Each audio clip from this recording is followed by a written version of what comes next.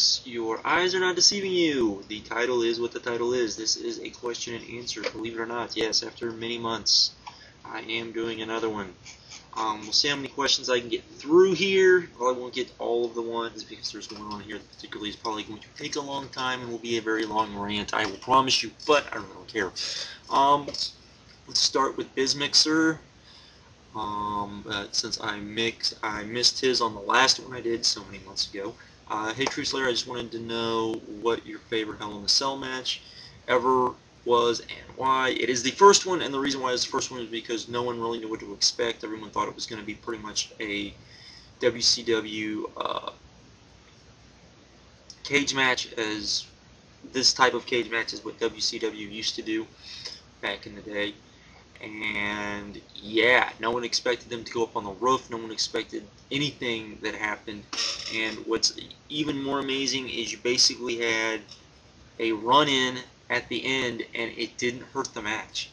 You know, everything just kind of worked wonderful for this match. I watched this match a lot. I watched it probably at least 2-3 times a year, and never really gets old. Even though, you know, Kane's going to come out, it still works. I think everything about the match is just amazing, to be completely honest. Hey Truthslayer, what era of wrestling do you prefer best? 70s, 80s, 90s, Attitude Era, or today? I would actually say the 90s. Reason being is because not only did you have WCW in the mid-90s, which was actually pretty good, particularly the undercard, you had the WWF at the time, which had a lot of guys on it that I liked, and a lot of wrestling matches that I enjoyed on it, but you also had ECW, and all of the wonderful stuff that was going on in Japan at the time. I think it was just very much just a great time to be a wrestling fan. Let's see here. Hey, what are your opinions on the documentary Beyond the Mat? Did you think the movie did a good job of depicting how professional wrestling actually is? Beyond the Mat is very good in my opinion. So is Wrestling with Shadows. Another one I would recommend for more of a history. It's very dated because it's about 10 years old now, but or older than 10 years old now, would be The Unreal History of Pro Wrestling, which is extremely good.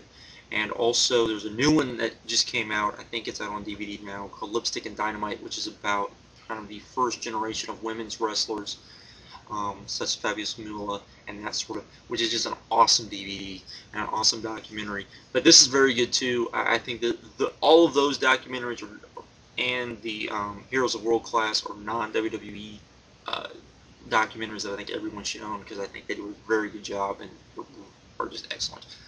Is it really Christopher Daniels behind the Curry Man mask? Why would TNA have one of their best wrestlers who had an awesome gimmick be Curry Man? It just seems stupid to me. What are your thoughts? Christopher Daniels has been Curry Man for a very, very, very long time. I believe he's had the Curry Man gimmick for longer than he's had the Fallen Angel gimmick. I could be wrong here, but I'm pretty sure he's had the Curry Man gimmick for longer than that. Longer than he has the full Fallen Angel gimmick. I actually like it. I think it's a good comedy gimmick. I think it's one of the better comedy gimmicks out there currently. So I have no problem with it. I've never had any problem with it, to be completely honest, and I like seeing it. So there's mine. What do you think of the more athletic matches like ROH or PWG styled matches? Matches are rarely, if ever, seen on TV in the WWE or TNA. Do you think that the style of wrestling most internet fans like could draw mainstream TV if the right marketing or storylines were added?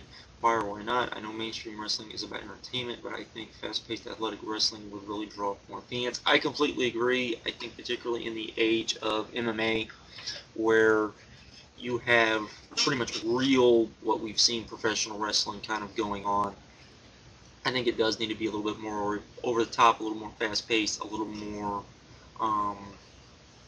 athletic.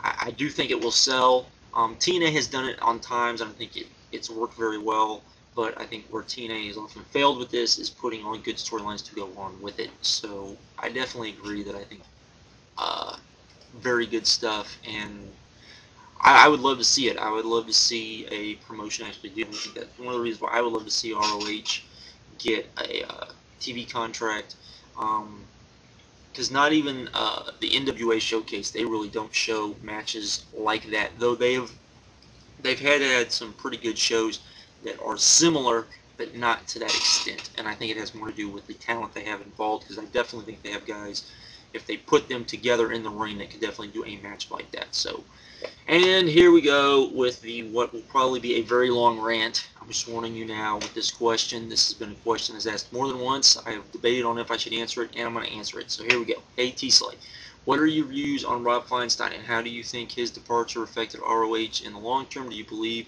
they would have grown more quickly had the incident not happened? I'm not going to go into the incident he's talking about, but pretty much what happened that caused Rob Feinstein to leave ROH. Let me start off by saying this.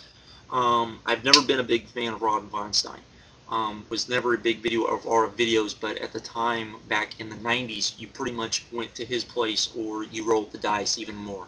A lot of fans probably my age that used to get stuff from RF videos would probably tell you the exact same thing. The customer service was completely crap. Anytime you ordered something, there was a good 1 in 10 chance you weren't going to get your stuff, and if you didn't get your stuff, you were pretty much out of luck. If you got your stuff, sometimes the video quality would be utter garbage, and I don't mean that going over the top. I'm serious. I have one of the DVDs right now. I have a video that I have still. I would point in, and it actually, even after all this time, it is not degraded. It's still the same quality when I got it, and it is garbage. A lot of people complain about Rob Feinstein when it comes to that. Other than that, you have the incident which happened, which got him in trouble, which caused Gabe to feel like he needed to separate himself as far from Rob Feinstein as he needed to, due to the fact that I do believe Gabe believes that he wants this to be a national promotion. For Ring of Honor to be a national promotion, he could not be associated with Rob Feinstein if Rob Feinstein was even thought to have done what is alleged that he did. Even if no charges were filed against him, that would come back to haunt ROH. So there is that part. I personally feel, because I can tell you myself, I know of at least 20 other guys that I know of that would have never gotten into ROH if Rob Feinstein had not left. One of the reasons why I did not get into ROH early when Ring of Honor first started was because of Rob Feinstein. I wanted nothing associated with Rob Feinstein, and lots of other people didn't either. And I think that once Rob left, I think that one of the things that Gabe was able to do was bring in those people that didn't want anything to do with Rob Feinstein and be able to do that. That also said, I also think Rob Feinstein is a dick and an asshole. I will say that. And I also think he's a coward. For those of you who don't know, there is a feud going on between Rob Feinstein and Gabe, and Rob loves to send his little buddies to do his dirty work. I think that's cowardly. I think if Rob wants to say stuff about Gabe, he just needs to say it flat out. I don't think he needs to send his little henchmen to do it for him. I don't think that it's right that people stand by and champion Rob, because the only reason why a lot of people are still associated with Rob is because they don't want to, basically they don't want to deal with smart mark videos, and so Rob is the only other alternative they have. And through his site and through what's the associated site?